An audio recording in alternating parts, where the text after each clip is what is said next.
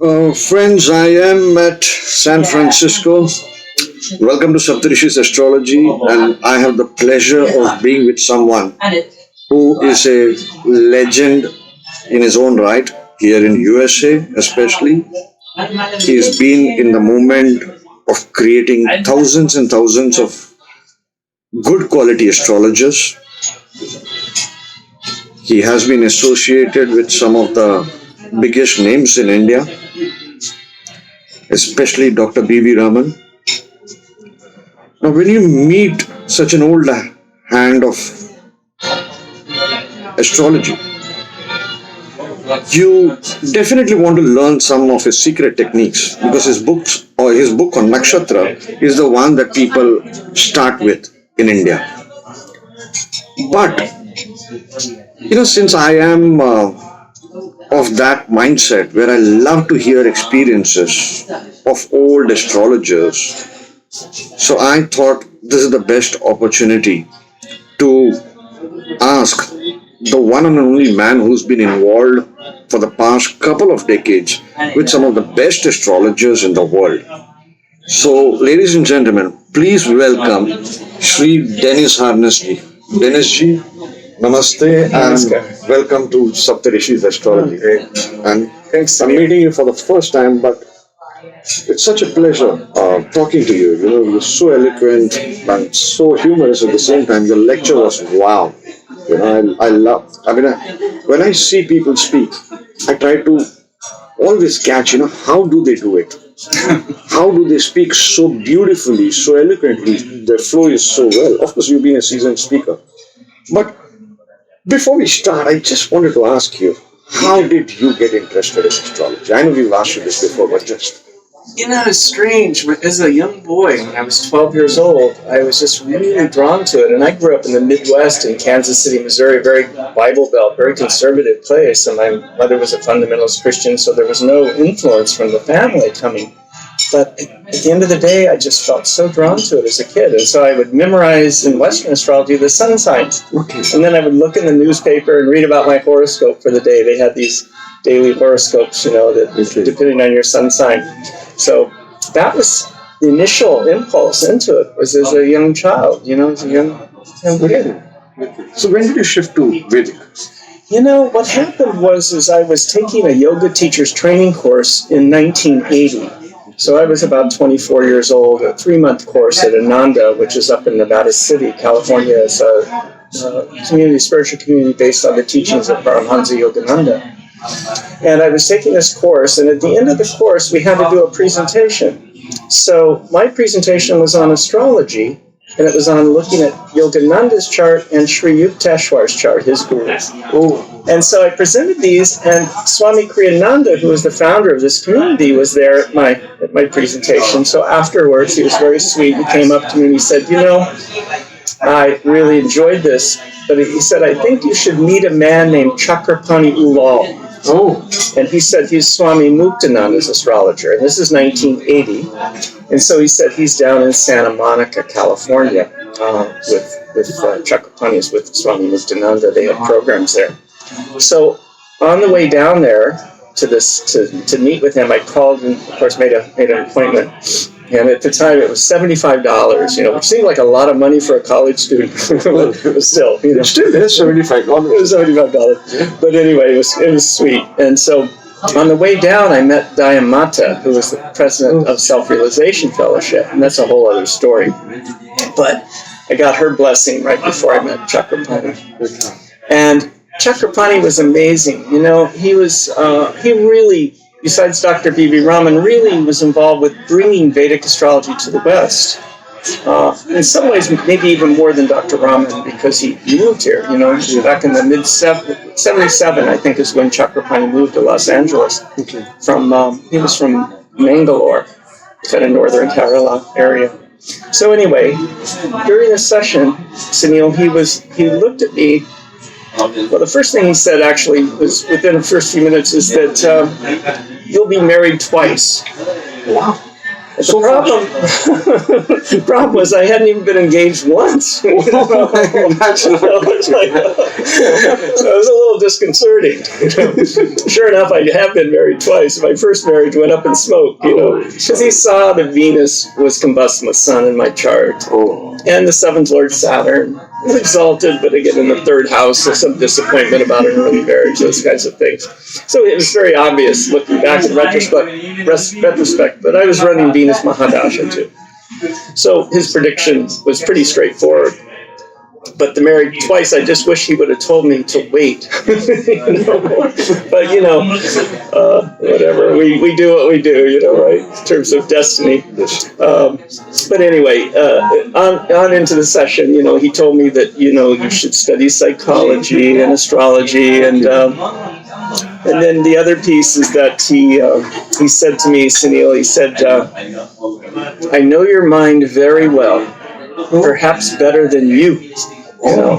And by the end of the session, he had convinced me of that fact. I mean, he told me things, you know, it was an amazing session, you know. And I had the good pleasure of studying with him later. But to be honest, I kind of put Vedic astrology on the back burner because he told me about Predictive Hindu Astrology by Dr. B.V. Raman was the book he recommended that I get. But at the time, you know, being from Missouri, I didn't know much Sanskrit. I was a Midwestern boy. So it was kind of hard for me to follow some of the books written by Vedic astrologers from India. Of course, at that time, it was Hindu astrology was the name that was used. But I had been studying Western astrology, and so I kind of put the Vedic system on the back burner while I continued to learn Western astrology, but I still had a fascination with it. So I was kind of doing it on the side, but not focused as much. Then later, in like around 87, something like that, I got a hold of a book by James Braha called Ancient Hindu Astrology for the Modern Western Astrologer.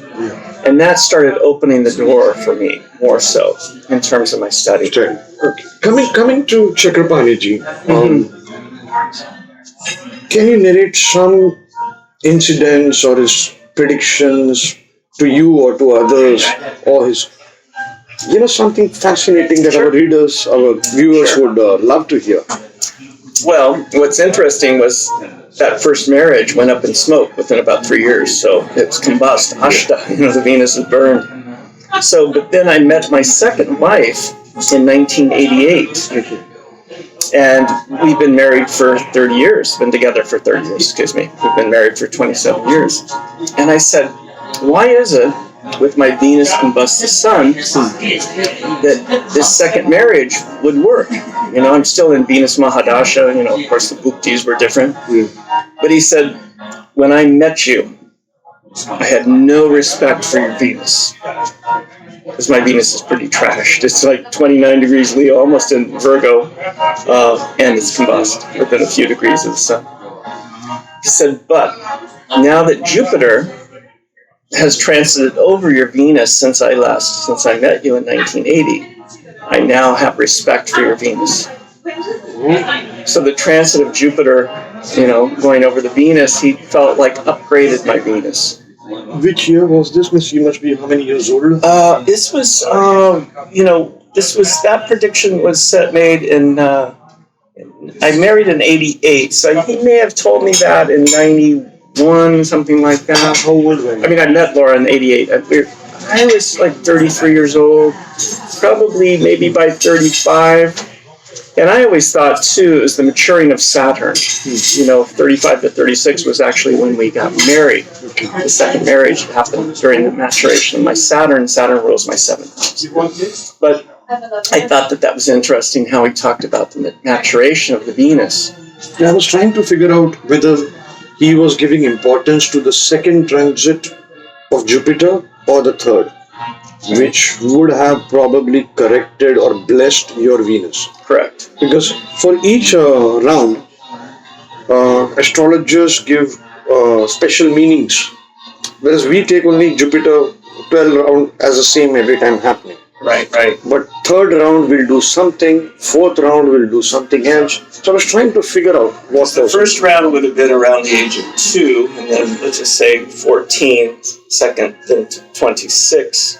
So, it would have been, in between the second and third round, I guess. Would have been, or actually, third and fourth, really, because first, second, third. Yeah, so it would have been between the third and fourth round. So how was Chakrapani? He's no longer alive with us. It's sad. How was he? How great was he? I heard what he had told me was Michael Jackson consulted him for 20 years. Correct. I have his email to me. Correct. And he gave me his birth date. He said, now that he's no more, I can give you his birth date. I did not have much interaction with him, but he used to keep on writing to me and asking when is the next issue of the magazine coming out. So which was an honor for me. Somebody as great as him, is asking when is the next issue coming out, when is the next issue. Probably his secretary would be writing that. But tell us a bit more about Chakrapani, something that people don't know or very few people know, something about his greatness or some of his techniques or whatever. Well, a couple of things he said to me, and he said this publicly as well. He said that astrology really to become a great Jyotishi, it's 25% technique. And of that, it's 100%, of course, best you can learn. You learn as much as you can, of course. Then he said it was 25% intuition. And then third, he said it's 50% the grace of God. So I always say 75% of the equation is Graceland, like Elvis. It's the grace. But you learn the techniques really well, but then you have to stay humble. And he was very confident, but very humble. He never bragged about himself. He never tried to grandstand. A lot of astrologers, we have an ego, so we tend to grandstand a bit. He was just very confident, would be straight to the point. He was kind of profound simplicity. And sometimes he would share some techniques. But one of the things he did when teaching, he would put a chart, kind of like what you were describing earlier when we were talking, Sunil. He would put a chart up on the board, and he would say to the students, what do you think? And people would go around and say certain things about the chart, and then he would go, he'd go, correct. That was his big word, correct, And then if you made the wrong statement, he'd just move on to the next person. He wouldn't say, no, you're wrong, or whatever. He'd just shift his energy towards the other students. So it was beautiful. It was beautiful. Please have your... Okay, no worries. And so, anyway, cheers. Cheers. It's so great to connect. He was also... And I'm trying to think what I would say about him. He just had so much character and so much dignity that I was trying to think of it as Walt Whitman or someone said, we convince by our presence. And he had such great gravitas, such great presence, that when his words, he had the voxity, so his speech, spoke the truth, so he had that power of the speech. And my experience with him, too, when I had that reading in 1980, was I was filled with Kundalini energy. Shakti was so strong that I felt I was vibrating for a couple of days. Now, granted, I'd met Muktananda and got the initiation from Muktananda during that visit, but I felt more, for me, personally, more Shakti that came from Chakrapani than I did even from Muktananda, but who knows? Because Chakrapani's guru was Nityananda, was not Muktananda. Muktananda was his friend and his spiritual teacher. Of course, he respected Muktananda greatly, but Nityananda was his Sadguru. So he would tell me stories about Nityananda. He would tell me stories about everything, Michael Jackson, like you're saying, really interesting stories, I probably shouldn't say it, but he said, I said, well, what did you think actually about Michael Jackson? He said, he was like a spiritual father to Michael Jackson, because Michael had a really hard relationship with his dad. His dad was abusive to him. So he was on retainer, so Michael would call him sometimes really late at night, kind of like a father, son went to the dad, So anyway, but he felt Michael Jackson had his problems. We'll just put it that way. I don't want to. I love Michael Jackson actually. So but he said he had his problems.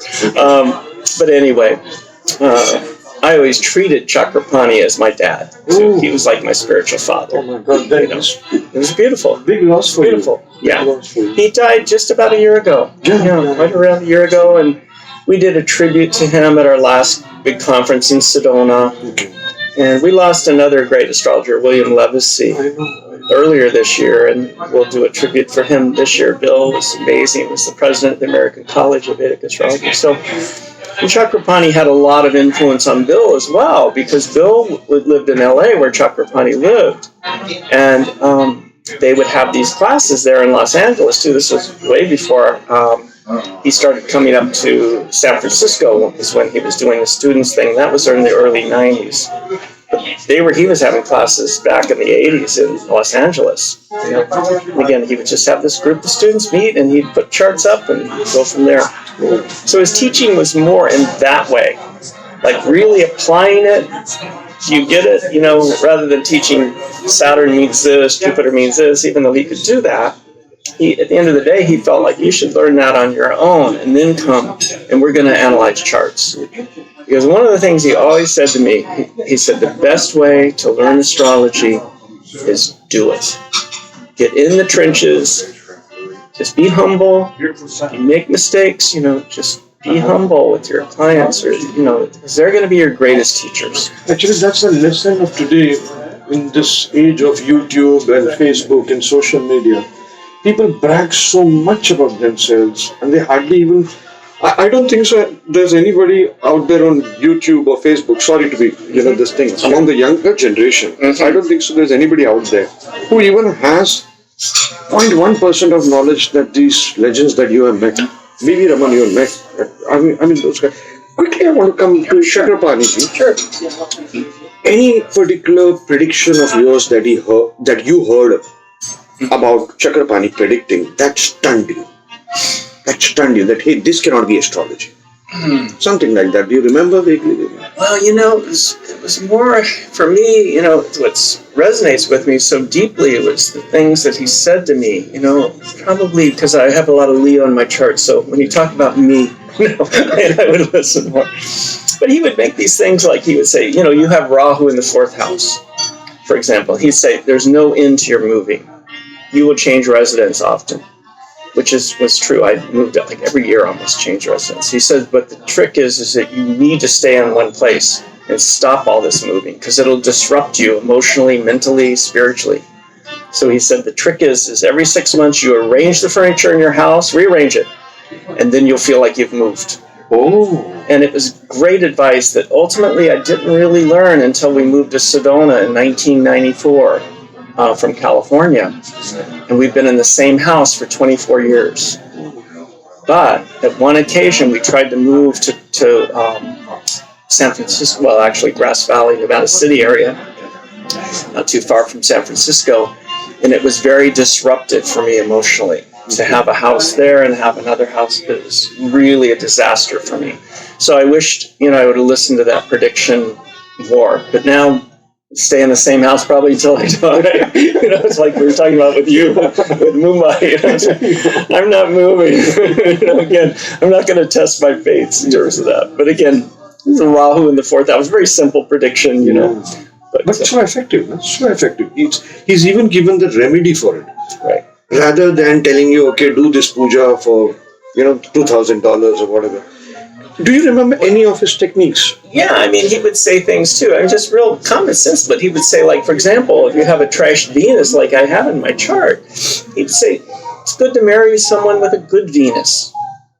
And my wife has Venus in Libra, opposite the moon. That's the reason she's so beautiful. She's so, and eloquent. And her spiritual name, which Dr. Raman gave her, was Lalita Devi. Oh. She who plays. She enjoys life fully. So her Venus is also... Besides that, Jupiter transiting over my Venus, which upgraded it, by marrying this woman with a great Venus, of course, helped my Venus. Okay. There was so many things he would share with me, so many things, I've been working on a book for several years, and a big part of that book is about him, because one of the things I always wanted to do, which I'll do kind of, directly and indirectly, is to write a biography about him. Because I think this is the thing. And Dr. Raman wrote his autobiography, but Chakrapani never did. And so I feel like part of my dharma is to commit some of the thoughts and the sharing that he gave to me down on paper so that people will know just how great this man was. I just got an idea. This is a conversation, so even if it's being recorded, it's fine. I just got an idea. You've been so close to him. You're the best man to write about him. That's one. Stories that he told you or experiences that you had with him can be a part of the book. And also, you could probably post on your Facebook that anybody who had a reading with Chakrapani, if they would like their chart to be shared along with the predictions that he made, that would become an educational thing. Of course, you can delete their names, right? But even if, how I used to try to study, I used to go to a guy. The first time I met him, he told me, we were sitting in a rickshaw in Ahmedabad, Gujarat. And Indian rickshaws, maximum 3 people can squeeze in. We were around 5 or 6. 5 or 6. And I was sitting on a guy's lap. Now, that's not a comfortable position at all. So he's sitting, I'm on his lap, or rather on a friend's lap, probably, I don't remember now. So way back in 2007, 11 years back. He told me, you sign, Sunil, your S is extremely big and it's completely up. And then you're putting 2 dots, but in the S, like a dollar, you're putting a slash but with a slant. Now, this he predicted from my Rashi chart. Now what I get here is, if I ask him the technique, he's not going to tell me. Now I start analyzing how he could have made that prediction. And I came up with combination that this is the reason exactly why he has predicted. Of course, it took me some time to find out what he used, because I knew his style. Later on, I got to know his style. Now, what I'm trying to say is, you could be very monumental in giving a chart of some person. Say 10, 20, 30 people will give you. Your book would become so big also. And here you have the world's best astrologer, whom even Michael Jackson used to consult. And at least, even if he's not giving the logic, he has given the prediction. And you could probably also add some of your notes as to why Chakrapani would have said this. It will become the best book ever on astrology. Yeah, that's a great idea. I've always wanted to do this for him. And now that he's passed, I feel even more. Several of us could work on it, actually, that had a lot of connection with him. Edith Hathaway, of course, was one of his dear friends, too, that lived in Los Angeles. And so, let me think about that, because it's a lovely thing to do in tribute to him, because he was so amazing. And really, again, I credit him with bringing Vedic astrology really to the West. So he was the pioneer that brought it, and he was here for, over almost, exactly 40 years, I think, something like that, 1977 till 2017. So you both were involved with the ACBA, right? Correct. Yeah, it started out, it was in 1995. It was interesting. K.N. Rao really encouraged us to do this back in 93 when he came. K.N. Rao was Dr. Raman, who I'd like to speak more about in a few minutes, was our main. Okay, please continue. He was our main keynote speaker in 1992. Dr. Raman was, and then K.N. Rao came in 93 and 94, and K.N. Rao really emphasized, and kind of was like a catalyst for us. He said, you should create an organization. Okay. So we did in 1995. We created the American Council of Vedic Astrology, ACVA, which was a trade organization, a nonprofit trade organization, kind of like a Better Business Bureau of astrologers and training. And we started developing some training things. And of course, we were having the conferences and things. But K.N. Rao was really inspirational. That was his gift, one of his gifts, besides being brilliant, of course, being a great Jyotishi and great writer, too. But again, it was Dr. Raman who came in 92 and planted the seed, as well as Chakrapani. Maybe we could say with Dr. Raman, it was more like giving us this blessing. His blessing, which he was the most famous Jyotishi of the 20th century, there's no question. How was he as a person? How was he? Very poker-faced, very Kumbhalanga, very poker-faced. He held his cards very close to his vest. Yeah, I've heard that. Very humble, but again, very, very confident. And just a scholar, brilliant scholar. And so Dr. Raman and Chakrapani always would say, this is my guru, in terms of Jyotish guru, was Dr. Raman. Yeah. And he was amazing. I got to meet him when he came in 92 because he initiated our first international symposium on Vedic astrology, which was actually in San Rafael, California at the Dominican College. It was our very first, it was in October of 1992. And I got to spend some time with Dr. Raman, and he was the one that gave my wife her name, Lalita Devi, and it gave me Dayananda. And I said, well, how did you come up with those spiritual names for us? And he says, Nama Nakshatra sounds. But he said what it was he said it was the ruling planet of your fifth house, the house of mantra, the house of vibration of your Purva Punya, your past life credit, what nakshatra that planet is in, and then what Nama Nakshatra sound is associated with the Lord of your fifth house. So, Lord of your fifth house. Correct. You see the nakshatra Lord. And the sounds. And the sounds. And the aksharas, and then you give the name. Correct. So, for example, my Jupiter, which rules my fifth house, is in Aslesha. D sounds are associated with Aslesha. D, Da, O. So my spiritual name he gave me was Dayananda.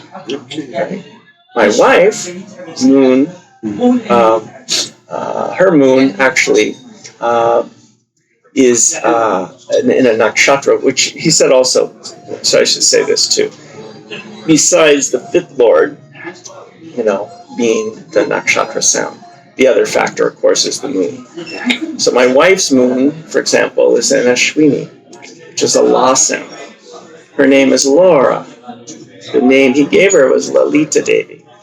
So it was beautiful, And then my moon is also in Aslesha, so I'm double D. And so Dayananda Dennis, Even my English name is Dennis D. And so I like to call myself Dr. D. So rather than Dayananda or Dennis.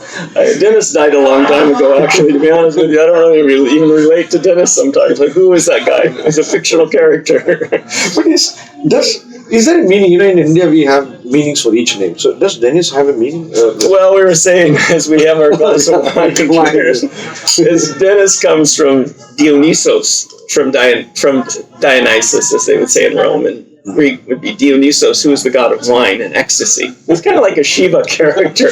And I'm a Shaivite. Okay. So, I have Mars and Leo rising, Mars on Sun, and Venus all in Leo. So I'm a Shaivite by nature. So that's my Ishtadevata Shiva. Okay. So Shiva and Dionysus, to me, I have a similar energy in a way. So anyway, but I don't know if that answers your question.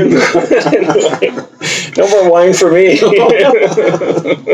Wine's good for health. Yeah, moderation. Right, as they say. Right. Well, I always liked what I think it was William Butler Yeats, the poet, said. He says the road of excess leads to the palace of divine wisdom. So I completely agree with you. So I'm a little irreverent sometimes. I try to behave, but So, how did you ever consult Dr. Raman? I did. He looked at my chart. He said several things, but it was kind of like rather than him sitting down and doing a formal session with me, it's just been we were riding in the car, in 1992, and I got to spend time with him in 96, which we can talk about in a few minutes. But in 92, he would say things to me like, besides the spiritual name, and then he told me where he was drawing that from, the fifth lord. He would say things like, you have an exalted Mercury in Virgo, in my second house. But he said, so it's a great mind, brilliant mind. Again, K and Rao and I have the same Mercury, exact same degree. So I'm not like K and Rao in terms of that brilliance of being a Jyotishi, but we have a similar simpatico. And he said, but you have Papakatara yoga. You have Mars on one side in Leo, you got Saturn in Libra, the other side, even though they're in a strong sign, still it's pinched. Your Mercury's pinched. It's got this Papa Katari, this scissor, So he would say things like that. He would just kind of throw things out, just in casual conversation. He's throwing these things towards me, And actually in 96 is a beautiful story where he took me into his office. I was at a conference that he was organizing in Bangalore. Mm-hmm. And he knew I was a psychologist, so I had a keen interest in psychology, of course, and astrology. And so he took me into his office one day and he had a key. He pulls the key out and he opens this little drawer in his office desk and pulls out this letter. And this letter was written to him by Dr. Carl Jung, famous psychiatrist in Zurich. And it was dated 1947, September of 47. So this was, basically, since 96, so 50 years before, basically, almost 50 years before this letter. It was the original letter that Carl Jung had sent him. And he showed it to me because he wanted me to see this because he knew I was a psychologist. So it was a beautiful experience. And then he allowed me to make a copy, or he made a copy of it and laminated it for me so I could take it home. Because I asked him, I said, can I get a copy of this? And then in my book, The Nakshatras, I quote some things from that book, and then in later writings too. I use this. I wrote an article, it wasn't in my Nakshatra book. It was in an article I wrote called Vedic Astrology and Transpersonal Counseling. And in there, I draw some excerpts from this letter, and I asked his permission to publish that. So, but it was, he's just, again, this amazing soul, and what he did for me was he introduced me to people like C.S. Patel, your guru, and who is it? He introduced me to, of course, his daughter, Gayatri Devi Vasudev, and his son, Bangalore, Sarashwara, and then his other son, Naranjan Babu. And then he would bring in, all these great astrologers, send them our way, and Gayatri did as well, to come over to our conferences, because we continue to have these international symposiums on Vedic astrology. We started doing them, as I mentioned, in 92. They're still happening now. We're doing this one couple of weeks in Sedona, and then we'll do another one next year. I hear your Sedona conference a big hit.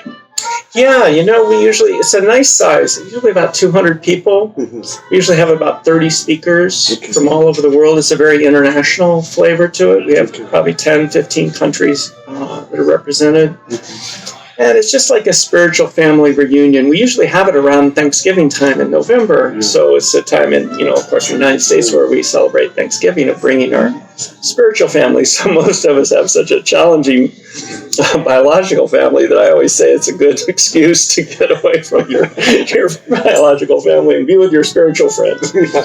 So, but anyway, there's many more stories about Dr. Raman, but I just had the great time to be with him those two times, 92 and then 96. And then because Gayatri would come over in several conferences, and we became really close friends, and her family, and then Naranjan Babu, his other son, and Bangalore Sarashwara. So I got to spend time with all three of them. So I kept getting the darshan of him, even though he passed, I think it was around 2000, 99. Dr. Raman, 98? 99, yeah, something like that. That's right. Because my Nakshatra book came out in 99, so it was shortly thereafter that he passed, I think 98 then probably. But anyway, I got to continue to experience his blessings on me. So he was also like a spiritual father to me, like maybe even a grandfather, and Chakrapani being my dad in a way. So I was so fortunate to have their darshan. Yeah. In terms of predictions, we know Dr. Raman has been one of the world's great mundane astrology predictors. Right. But in your experience, personal experience, that you were with him or when you called him here to US, mm-hmm. He must have done some readings or something like that. What did you observe was his strongest point in a personal chart reading? Boy, he didn't emphasize so much the nakshatras, He did not. He did not as much, in terms of the meanings of them so much. I got that more from Bepin Bahari, actually. And about 96 was when I got to meet Bepin. So that myths and symbols of Vedic astrology came more through that. I mean, what I was impressed, of course, which was one of his greatest predictions, was the fall of Hitler, which he predicted about a year before Hitler killed himself. That was one of his greatest political predictions. I was just really drawn to his book on Muhurta, for electional astrology. And in that book, he has a chapter on relationship compatibility as well. So that particular book, besides Predictive Hindu Astrology, which is classic, I think those books had a strong impact on me.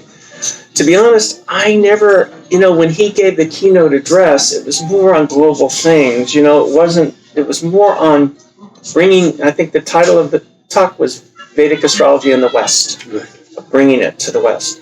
So we didn't have him lecturing, on technique so much. Yeah, no, I'm saying, you understand? Did you ever see him look at a chart or discuss an individual's chart? I didn't personally. I mean, he knew my chart, so that's why he was sharing certain things about my chart with me, and just kind of, things like that. But I would ask him, and he would tell me, "Oh, I know the other thing he told me." I was trying to understand the difference between the Rashi chart and the Bhava chart. Oh, okay. So I asked him point blank. I said, what is the deal here? Because I use Bhava, but I use the Tripati technique Bhava chart, which takes into account the midheaven.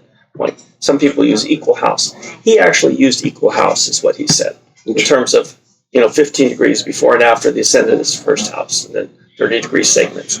So he used that technique rather than Tripati technique. But he used the Bhava chart. But he used the Bhava. So this was what he said to me. Okay. I said, what is the difference? And he said the Rashi chart, which is kind of counterintuitive to what I would have thought, but he said the Rashi chart is more indicative of the person's personality and their ego and how they move somewhat in the world. But he said the Bhava chart was actually more indicative of what actually would happen in the physical plane in terms of prediction. This was his opinion. To be honest with you, I don't necessarily agree or disagree with that position. I've still grappled and struggled with it, but I'm always keen on looking if the planets change signs in the Bhava. Because if the planets change houses, houses in the Bhava, I'm always keen to see that, And so, but he felt that the Bhava chart was more predictive than the Rashi. Oh, really? Did he ever write an article on Bhava chart? I never saw. I mean, sure he did. I'm sure it's in some of his writings. I can't remember it in Predictive Hindu Astrology. I can't remember him discussing that issue. But I'm sure, because he wrote 20 books, so I'm sure he covered it. What about? Sorry about it. What about Chakrapani Ulan? Did he use Bhava chart? He did. I'm trying to think if he ever said to me. I should have asked him. That would have been a good question to ask him.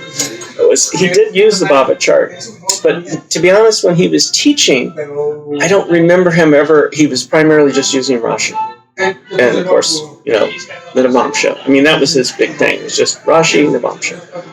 So he wouldn't go beyond the Navamsha? What's that? Chakrapani would not look beyond Navamsha? Not the teachings that I saw. It was primarily because most of the students were kind of beginner to maybe intermediate level, so they weren't really advanced early on, And then later, he maybe mentioned the Shamsa or some of the other divisional charts, but it's primarily D9 that he emphasized in his classes. He kind of went for profound simplicity. That was his way, That was his way. Edith Hathaway she's a good friend of Chakrapani. Oh, right, yeah. And she probably took some of his teachings and went a lot further into it in terms of some of the more esoteric and technical things and getting more deeply into the divisional charts than he espoused. And the thing about Edith was she had such a strong personal relationship with him. It was close to him that she was getting a lot of these more advanced techniques than a lot of us were getting. Her book is also brilliant. Yeah. She used to write articles for us in our magazine 7-8 years back. She wrote a wonderful article on planetary war. Completely new research. That she got something, I think she's mentioned that in the article, she got some of it from Chakrapaniji. And then she added and did further research. It's a bit advanced thing. She's going to make a video with us on that. But unfortunately, what happens with me is, the time zone difference. Yeah. And then I got to drop the kid home. Yeah. And these guys are ready at that time. Sorry, I got to drop the kid to the school. And these guys are ready at that time. So I've stopped doing videos with US citizens because of the time zone. It's interesting you bring it up about the combustion issue. One of the articles that Dr. Raman wrote, which I can't remember if he talked to me much about it. I think Gayatri maybe mentioned the article, but it was written in 1962, and it was called The Power of Combustion. The Power of Combustion. And there is a technique in Western astrology called Kazemi, they call it, where a planet is in the heart of the sun, where it's within 5 minutes of the sun. So the sun absorbs the energy of that planet, and then the planet becomes super powerful. Even though it looked that it was trashed, by Ashta, it's burned up. But you know who has that in her chart? Sun Venus is Oprah Winfrey. Oh, really? Within a few minutes, the sun. Means in the same degree? Yeah, in Capricorn. Just a few minutes. Something like that. Yeah, it's just right there in the heart, so it's super powered. So the sun takes on the energy of Venus, the great popularity that she carries. Of course, she's probably one of the most popular souls in the television industry for the last couple of decades. That's Venus. So this article was, of course, it was 62, so it was way before Oprah. But he talks about the power of combustion, and this was written in the Astrological magazine, so somebody could research it. But I was really impressed with that technique. He mentioned about this method, Kazini? In the article. Yeah, I can't remember him talking to me personally about it. And, I think part of it's because I have Venus combust the sun. It's not Kazemi, but it's within 3 degrees of the sun. So it's kind of like, wow, how could this be a positive thing, But it's kind of like the sun absorbs the energy. So actually, when Chakrapani did my session back when I was 24, back in 1980, he said, your life will not begin until 1994, until you go into your sun Mahadasha. Oh my God! That was hard to hear because of the combustion. But then, like I said, Jupiter went over the Venus, matured it, and brought it up to the next level. And I have a pretty strong chart. I mean, I've got 3 exalted planets, 2 in their own sign, so I'm not, Swiss cheese totally. But still, it was still a little humbling when he told me my life would not begin until I'm 1994, until I'm 39. I'm only 24. But he said because of the combustion.